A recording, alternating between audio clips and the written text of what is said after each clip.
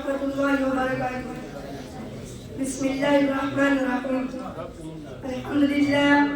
الحمد لله الذي هدانا لهذا وما كنا لنهتدي لولا أن هدانا الله.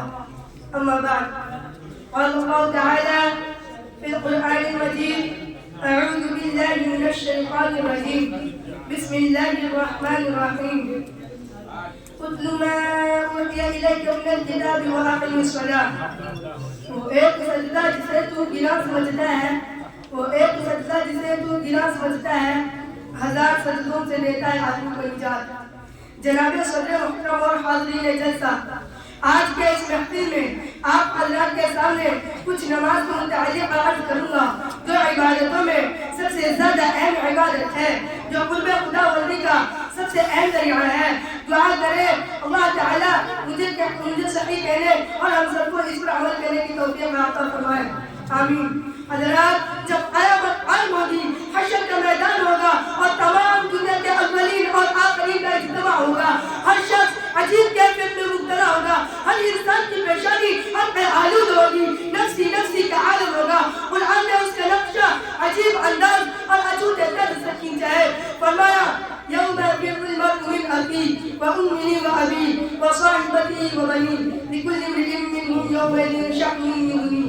وجوه يومئذ مسفرة ضاحكة مستبشرة ووجوه يومئذ عليها غبرة ترهقها قترة أولئك هم الكفرة الفجرة. یعنی وہ دن ایسا ہوگا جس دن بھائی بھائی سے جدا ہوگا، بیٹی ماں سے بھاگے گی، باپ بیٹے سے نفرت کرے گا، شوہر بیوی سے الگ تھلگ ہوگا، بیوی اپنے شوہر سے دور بھاگے گی. بس اس دن ہر انسان میں ایک شان بے نیازی ہوگی، ہر شخص بے چینی گھبراہٹ کے حالت میں مبتلا ہوگا. حق جل مجدہ کی جانب سے بھی ارشاد ہوگا کہ آج یہاں نہ تمہاری جائیداد کام آئے گی، نہ تمہارے مخلوق تمہیں بچا سکیں گے، نہ تمہارے دوست احباب کے جمع وفر بچا سکے گا. آج تو صرف اور صرف تمہارے اعمال کام آئیں گے. تمہاری دیانت و عبادت، تمہاری صداقت و محیط آج تمہیں اس یوم الجزا سے بچا سکے گی. ارشاد ہوگا: یہ گھڑی محشر کی ہے تو عرصہ محشر میں ہے، بیشتر غافل عمل گھر پہ دفتر میں ہے. دوستو، ان تمام اعمال میں سے بھی سب سے پہلے نماز کا سوال کیا جائے گا، پوچھا جائے گا: ہم نے تمہیں تندرستی و صحت عطا کی تھی، تم نے اسے نماز کے لیے استعمال کیا نہیں. یقیناً نماز ایک اہم ترین عبادت اور دین کا اہم ستون ہے. ایک حدیث میں نبی کریم صلی اللہ علیہ وسلم نے ارشاد فرمایا: من ترک الصلاۃ متعمدا فقد کفر. یعنی جس نے جان بوجھ کر نماز کو چھوڑا اس نے کافروں والا عمل کیا.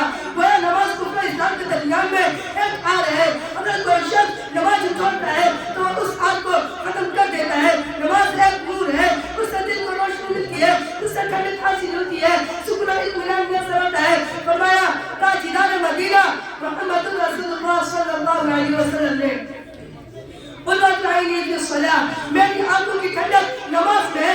جب بھی گھبراہٹ کا موقع ہوتا یا کوئی مصیبت نازل ہوتی، ہر جو طوفان آتا تو آپ صلی اللہ علیہ وسلم فوراً مسجد کا رخ کر لیتے اور نماز میں مشغول ہو جاتے.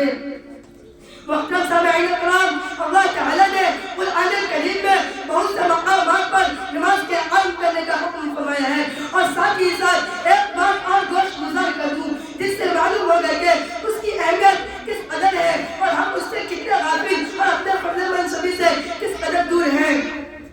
اللہ تعالیٰ نے یہ فرمایا: اقیم الصلاۃ، یا یوں فرمایا اقیم الصلاۃ، یعنی نماز قائم کرو.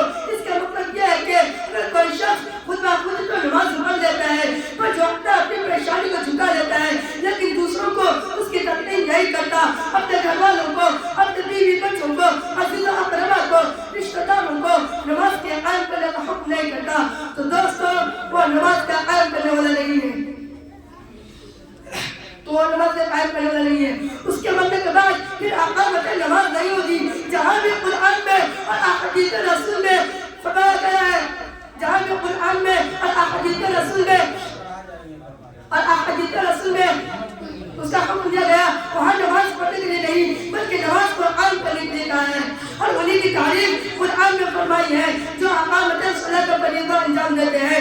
فرمایا: یؤمنون بالغیب ویقیمون الصلاۃ. اس لیے جہاں ہمارے لیے یہ ضروری ہے کہ ہم نماز پڑھیں، وہیں یہ بھی ضروری ہے کہ ہم اپنے بیوی بچوں کو، اپنے گھر والوں کو، اپنے رشتہ داروں کو اور ماتحتوں کو نماز کے قائم کرنے کا حکم دیں.